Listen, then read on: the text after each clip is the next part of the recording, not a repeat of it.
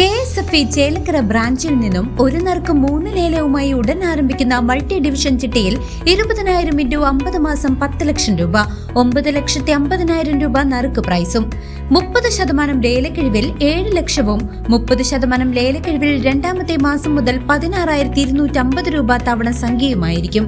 കൂടാതെ KSFE empower ചിറ്റ്സിൽ mega bumper സമ്മാനമായി 1.5 കോടിയുടെ വിലയും ലഭിക്കുന്നു. 200ഓളം ഇലക്ട്രിക് സ്കൂട്ടറുകൾ മേഖലാതല സമ്മാനമായും ശാഖാതലത്തിൽ 10 ഒരാൾക്ക് 1000 രൂപയുടെ ഗിഫ്റ്റ് വൗച്ചറുകളും ലഭിക്കുന്നു. ഗൃഹനിർമ്മാണം, വിദ്യാഭ്യാസം, വിവാഹം തുടങ്ങിയ ആവശ്യങ്ങൾക്കിനി ലോണുകളുടെ അമിത പലിശ ഭാരമില്ലാതെ മുൻകൂട്ടി ചേരാൻ സാധ്യമായ ചിട്ടികൾ, ഓൺലൈൻ പേയ്മെന്റ് സൗകര്യവും സൗജന്യ ഡോർ കളക്ഷൻ സൗകര്യവുമുണ്ട്. KSFE ചേലക്കര.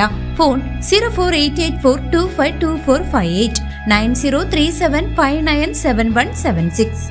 കേന്ദ്ര വിദ്യാഭ്യാസ മന്ത്രിക്കെതിരെയും പ്രധാനമന്ത്രിക്കെതിരെയും രൂക്ഷ വിമർശനവുമായി യൂത്ത് കോൺഗ്രസ് സംസ്ഥാന വർക്കിംഗ് പ്രസിഡന്റ് ബിനു ചുള്ളിയിൽ രംഗത്തെത്തി.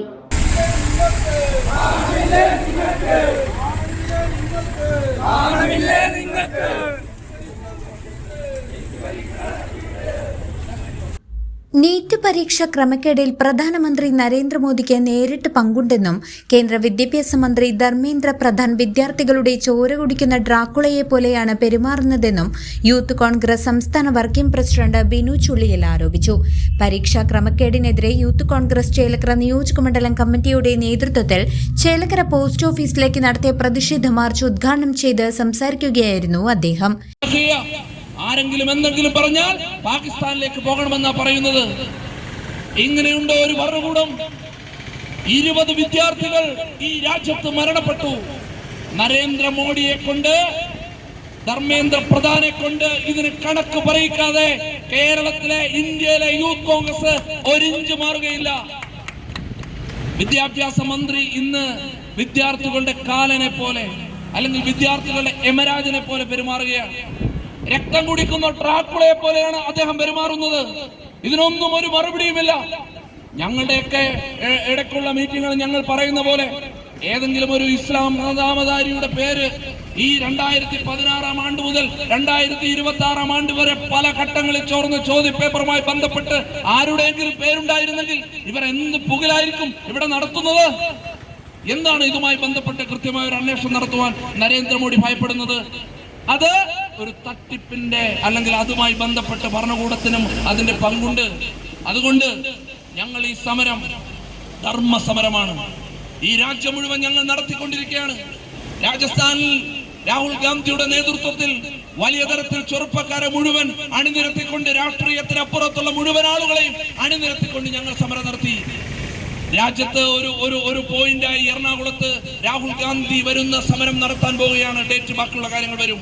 പ്രിയമുള്ള ചേലക്കരയിലെ യൂത്ത് കോൺഗ്രസുകാർ മാത്രമല്ല, ഉറക്കം ഒഴിച്ചിരുന്ന് പഠിക്കുന്ന മുഴുവൻ ആളുകളും കേരളത്തിലെ PSCയുമായി ബന്ധപ്പെട്ട കാര്യം ഈ കേന്ദ്ര ഗവൺമെന്റിന്റെ സ്ഥാപനത്തിന് മുന്നിൽ നിന്ന് പറയണ്ട എന്ന് വിചാരിച്ച പിണറായി വിജയനും നരേന്ദ്രമോദിയും ചേട്ടൻ ബാവയും അനിയൻ ബാവയുമായിരുന്നു.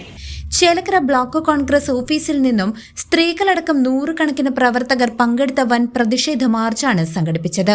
നരേന്ദ്രമോദി സർക്കാരിനെതിരെ ശക്തമായ മുദ്രാവാക്യങ്ങൾ മുഴക്കി നീങ്ങിയ മാർച്ചിനെ പോലീസ് തടഞ്ഞു. പോലീസ് സ്റ്റേഷൻ സമീപത്തു നിന്നും ആരംഭിച്ച് ബസ് സ്റ്റാൻഡ് ചുറ്റിയാണ് മാർച്ച് പോസ്റ്റ് ഓഫീസിന് മുന്നിലെത്തിയത്.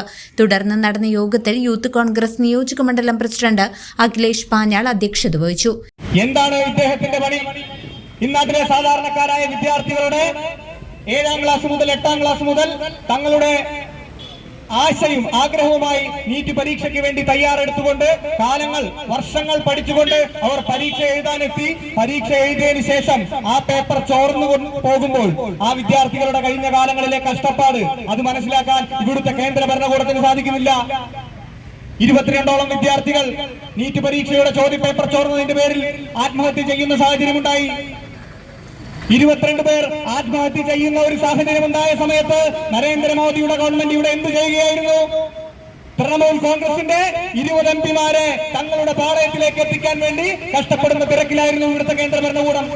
ഇവിടുത്തെ പാവപ്പെട്ട വിദ്യാർത്ഥികളുടെ അവരുടെ ആഗ്രഹങ്ങളെയും അവരുടെ ഭാവിയെയും കണക്കുകൂട്ടാതെ ഇങ്ങനെ ഒരു കേന്ദ്ര ഗവൺമെന്റ് മുന്നോട്ട് പോയി കഴിഞ്ഞാൽ കയ്യും കെട്ടി നോക്കിയിരിക്കാൻ ഇവിടുത്തെ ഇന്ത്യൻ യൂത്ത് കോൺഗ്രസിന് സാധിക്കില്ലെന്ന് നരേന്ദ്രമോദിയോട് ചേലക്കര അങ്ങാടിയിൽ വെച്ച് ഇവിടുത്തെ യൂത്ത് കോൺഗ്രസ് പ്രഖ്യാപിക്കുകയാണ്. ഇതൊരു ചെറിയ സമരമല്ല. യൂത്ത് കോൺഗ്രസ് മുൻ പ്രസിഡന്റ് ശിവൻ വീട്ടിക്കുന്ന് മുഖ്യപ്രഭാഷണം നടത്തി. മണ്ഡലം പ്രസിഡന്റുമാരായ അബ്ദുൾ റഹ്മാൻ എ.യു, മിഥുൻ എം, ശ്രീജേഷ് നരിപ്പറ്റ, അർഷാദ്, ചേലക്കര ഗ്രാമപഞ്ചായത്ത് പ്രസിഡന്റ് ടി ഗോപാലകൃഷ്ണൻ, ഗ്രാമപഞ്ചായത്ത് അംഗങ്ങളായ ഗീത ഉണ്ണികൃഷ്ണൻ, മിനി ജനാർദ്ദനൻ, ജാൻസി എബ്രഹാം തുടങ്ങിയ നേതാക്കൾ പങ്കെടുത്ത് സംസാരിച്ചു.